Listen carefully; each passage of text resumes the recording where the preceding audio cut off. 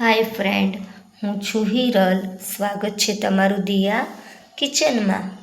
તો આજે હું તમારી સાથે શેર કરીશ 10 મિનિટમાં બની જતા ઇન્સ્ટન્ટ લીંબુ મરચાંના અથાણાની રેસીપી.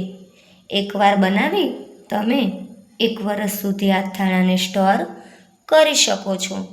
તો ચાલો આપણે રેસીપીની શરૂઆત કરીએ. હમણાં થોડા દિવસથી ફેમિલી પ્રોબ્લેમના લીધે હું તમારી સાથે રેસીપી શેર કરી શકી નથી, તો તે માટે સોરી ફ્રેન્ડ. તો લીંબુ મરચાંનું ઇન્સ્ટન્ટ અથાણું બનાવવા માટે સૌથી પહેલાં આપણે લીંબુ અને મરચાંને ધોઈ લેશું. તો અહીંયા લીંબુ મરચાં છે તે મેં ધોઈ લીધા છે. તો હવે આપણે તેને રૂમાલની મદદથી એકદમ કોરા કરી લેશું. લીંબુ અને મરચાં છે તે બધા એકદમ પાણી ન રહે એ રીતે આપણે કોરા કરી લેવાના છે. તો આપણે લીંબુ મરચાં છે તેને કોરા કરી લીધા છે. તો હવે આપણે અથાણા માટેની આગળની પ્રોસેસ કરતાં પહેલાં આપણે એક વાસણ લેશું અને તેમાં અડધો ગ્લાસ જેવું આપણે પાણી એડ કરીશું. પાણી એડ કરી અને જ્યાં લીંબુ છે તે આપણે અંદર એડ કરી લેશું. તો આપણે અહીંયા લીંબુ ડૂબે તેટલું પાણી એડ કરવાનું છે. પહેલાં મેં અડધો ગ્લાસ એડ કર્યું હતું અને ફરીથી અડધો ગ્લાસ એડ કર્યું છે, એટલે અહીંયા મેં 1 ગ્લાસ પાણી એડ કર્યું છે. હવે આપણે ગેસ ચાલુ કરી દઈશું અને 5 મિનિટ સુધી ધીમા ગેસે લીંબુ છે તેને થોડા થવા દેશું. અહીંયા આપણે ગેસ છે તે ફક્ત 5 મિનિટ જ ચાલુ રાખવાનો છે. 5 મિનિટમાં લીંબુ છે તે આપણા થોડા બફાઈ જશે. જ્યાં સુધી લીંબુ છે તે 5 મિનિટ સુધી બફાય ત્યાં સુધી અહીંયા આપણે મરચાં છે તેને કટ કરી લેશું. તમારે મરચાંને સ્કીપ કરવા હોય તો તમે સ્કીપ કરી શકો છો. તમે એકલા લીંબુનું પણ આ રીતનું અથાણું બનાવી શકો છો. તો મરચાં છે તેમાં આપણે વચ્ચે આ રીતે એક કટ લગાવી લઈશું અને આ રીતે તેને સમારી લેશું. બધા મરચાં છે તેને આપણે આ રીતે સમારવાના છે. અને જો તમે વચ્ચે કટ લગાવ્યા વગર આ રીતે તેના પીસ કરો તો પણ ચાલે. તમે તમારી ઈચ્છા મુજબ ગમે તે રીતે કટ કરી શકો છો. તો બધા મરચાં છે એને આપણે કટ કરી લેશું. તો બધા મરચાં છે તેને આપણે સમારી લીધા છે. તો હવે આપણે સાઈડ પર રાખી લેશું અને અહીંયા આપણે એક વાસણ લેશું.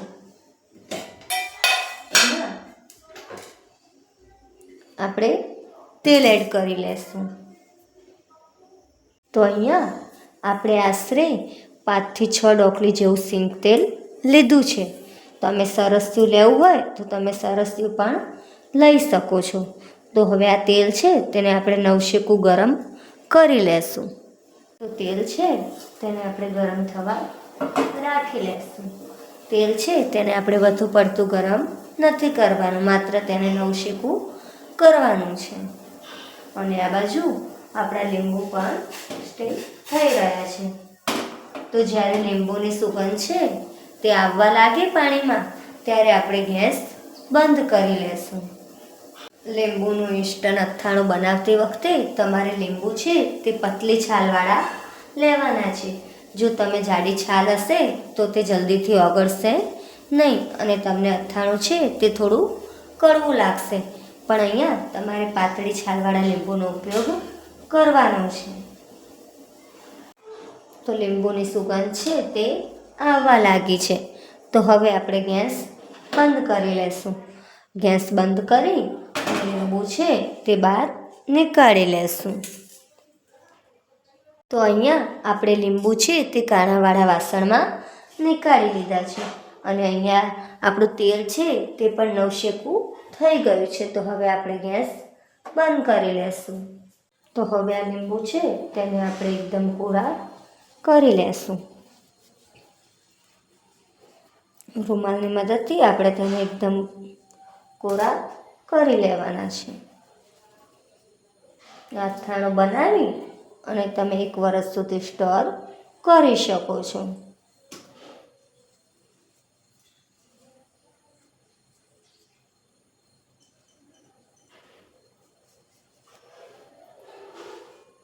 તો અહીંયા મેં બધા લીંબુ છે તે એકદમ કોરા કરી લીધા છે. તો હવે આપણે લીંબુ છે તેને કટ કરી લેશું. તો અહીંયા મેં 1 લીંબુના 4 પીસ કરી લીધા છે અને બીજ છે તે નીકાળી લીધા છે. તો અહીંયા આપણે જે તેલ નવસેકું ગરમ કર્યું છે તે લઈ લેશું અને અહીંયા મેં 5 ચમચી છે તે આચાર મસાલો આવે છે તે લીધો છે. તેલમાં હું 5 ચમચી આચાર મસાલો એડ કરીશ અને બરાબર મિક્સ કરી લઈશ. આચાર મસાલાની સાથે અહીંયા હું 3 ચમચી છે તે ખાંડ એડ કરીશ અને એ પણ બરાબર મિક્સ કરી લઈશ. તમારે ખાંડ છે તે સ્કીપ કરવી હોય તો તમે કરી શકો છો અને ખાંડની જગ્યાએ તમારે ગોળનો ઉપયોગ કરવો હોય તો તમે ગોળ પણ ઉપયોગ કરી શકો છો. હવે એમાં જે આ લીંબુ છે તે હું એડ કરી લઈશ. અહીંયા મેં 1 લીંબુના 4 પીસ કર્યા છે અને આપણે જે મરચાં સમારીને રાખ્યા હતા તે પણ એડ કરી લેશું અને બરાબર મિક્સ કરી લેશું.